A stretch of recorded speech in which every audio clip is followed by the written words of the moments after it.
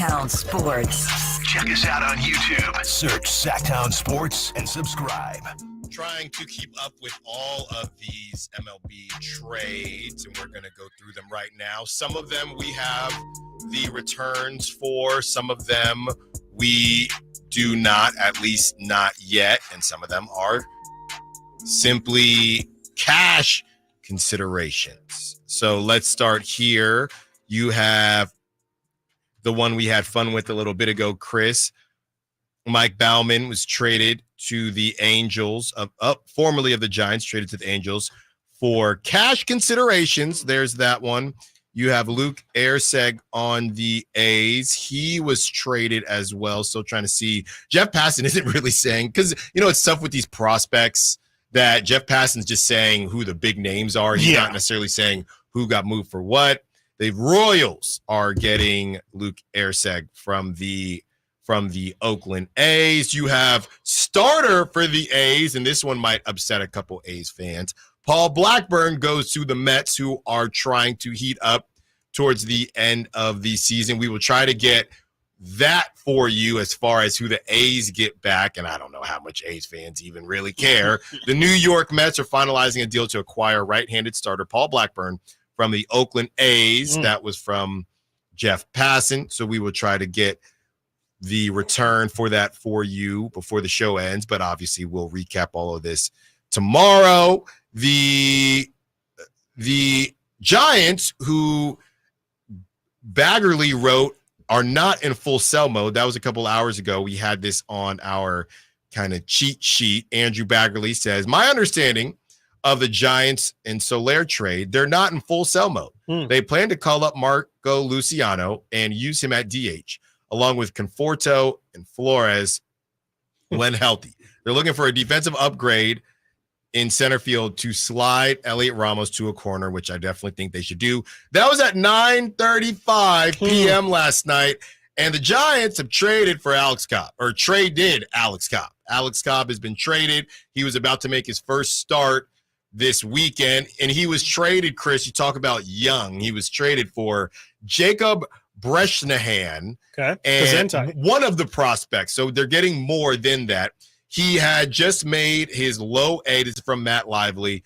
He had just made his low A debut on July 25th. He's 19 years old and was drafted in the 13th round in 2023. So trying to figure out who else they're going to get for Alex Cobb, but he was one of the pieces that they received back. Do you think that there should be more like pro for pro trades in baseball? Doesn't happen often. It's so strange to me that there's just so happen. many prospects, man, and we're kind of burying the lead here. If you were already asleep by about 9 o'clock, you may have missed that you will not see any more Soler power tweets on the San Francisco Giants social media, because Soler is headed back to Atlanta, and in a move where a lot of people thought, wow, the Giants, this is a bit of a seller's market. That's been the quote-unquote narrative going on. That's the word of the day for this show, narrative. It's a good word.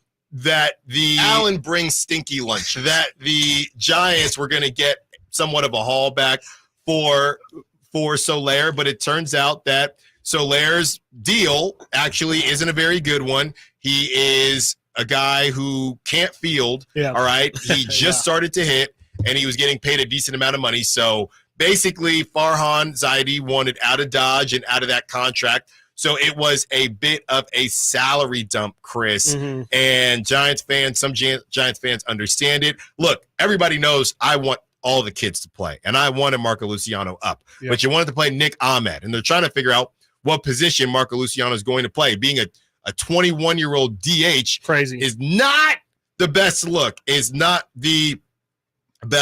but Giants, they move off of Soler, and they get back Sabin Ceballos and Tyler Matzik from the Atlanta Braves in exchange for DH Jorge Soler and right-handed pitcher Luke Jackson, who was not very good. So neither of these guys were really performing. Jackson seems to be the Jalen McDaniels of baseball. Yes. Neither of these guys celebrating him just not being on their team. Right. Neither of these guys were performing as well as Giants fans in the front office had hoped. I think the bigger picture here is the Giants aren't necessarily buying or selling. They would tell you, and I know some Giants homer fans that were in my DMs last night were trying to tell me, well, it's addition by subtraction because now Marco Luciano is going to get at-bats.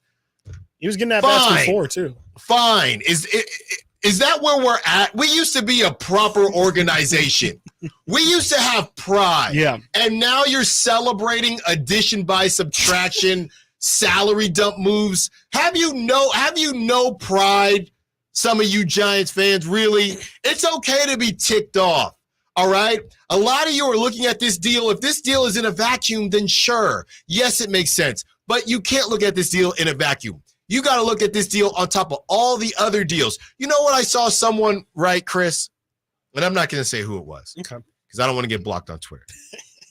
It's okay for Giants fans to feel that Farhan Zaidi has created a pretty good roster. And I'm paraphrasing here. But he needed a star and didn't get the star. But you can't say that he hasn't really, really tried. Oh. Get an E for effort. That's where we're at with the Giants. And again, that payroll, top 10 in Major League Baseball. So to me, if you are 15 and below, that's where you sell, right? Yep. If you are 10 and above, that's where you buy. But for some odd reason, and you were 3 games out of the wild card, but the Giants have done neither. And now they sold Alex Cobb. And we're still trying to figure out who they got back. We know they got one 19-year-old pitcher. So we'll see the 19-year-old pitcher when we see Rain Fox at the same time. Can't wait. It's just frustrating, man. No, I mean, I definitely understand it. I mean, I feel like, like you said, I mean, they're kind of dipping their toe in both worlds. They're buying or they're selling, and yet they're creating cap space for what? I mean, for what? It kind of does remind me a little bit of the Sasha and Davion trade in a way, where it's like, okay, like this is, like you said, in a vacuum. I mean, I think maybe it's different in that sense. In the vacuum, I would say the Davion Sasha thing doesn't make sense, but in the big picture, you could argue it does. What is it for? What is that extra relief?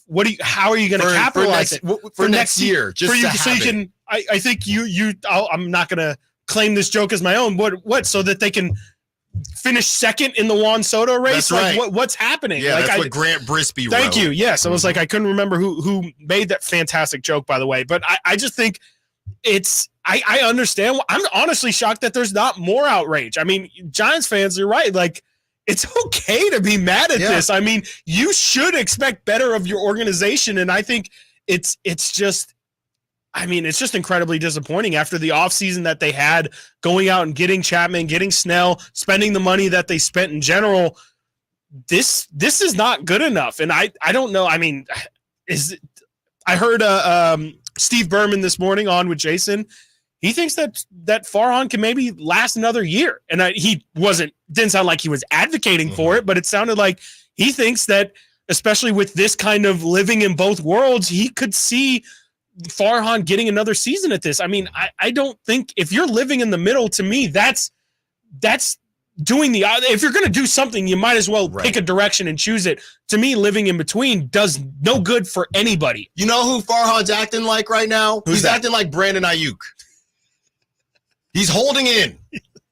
He's holding in. There you go. Not holding out. Here we have some more updates from what the A's got back for Erceg, the relief pitcher. The A's will receive right-handed pitcher Mason Barnett, right-handed pitcher Will Klein, and outfielder Jared Dickey from Kansas City.